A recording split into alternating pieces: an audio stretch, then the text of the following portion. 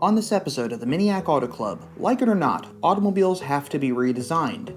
Over time, the styling becomes dated, thus making it necessary to refresh or redesign the vehicle so that it gives a fresh new look to the auto buying public, or brings in a new crop of customers. BMW has redesigned most of its lineup over the last 5 years, which has resulted in some very controversial changes to the vehicles. The main issue for most has been dramatic aesthetic changes to the cars. The BMW 1 Series is one such example, and while it is not as dramatic as some of the other BMW models, it does make you stop in your tracks, but not for the reasons you might think. You see, when the redesigned 1 Series front-wheel drive was launched back in 2019, it maintained the basic BMW aesthetic recipe, despite being front-wheel drive utilized in the Mini Clubman UK L2 platform. While some might say a front-wheel drive BMW is unfathomable, I, for one, was rather disappointed it was never brought over to the US market, despite my passion for all things Mini Cooper.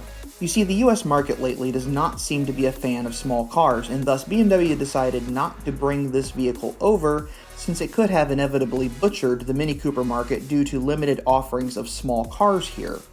But that isn't why we are talking about this car.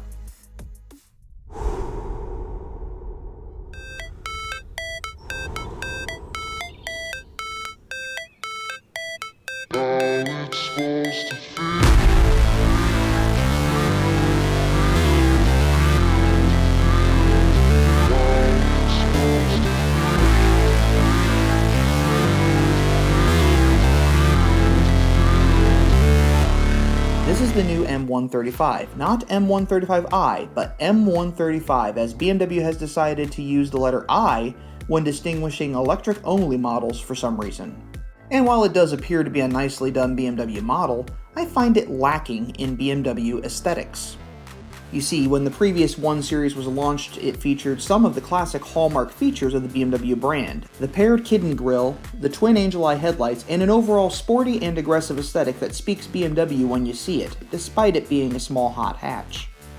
2024 brings us a brand new redesign of this hatchback, and while it is sporty, I'm sure quite fun to drive as well, and wears the appropriate badging, something seemed off with this car. And what that is that it looked like a Kia or a Hyundai hatchback. I almost couldn't tell it was a BMW. In fact, if you remove the kidney grille and badging from the car, I would say it was either from the Asian market or even a Ford Focus. BMW has seemed to go larger with their kidney grilles on almost every model they have, yet they went smaller on this car, slimmer, almost less German in aesthetic.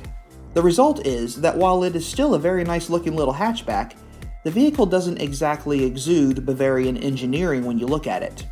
Now granted, they have done some things to make the car more aggressive and fast for sure. Going from twin exhaust tips to quad definitely results in an increased tone. Giving this little hatchback 300 horsepower and a 0 to 62 time of 4.9 seconds helps as well. All-wheel drive keeps the power planted to the ground.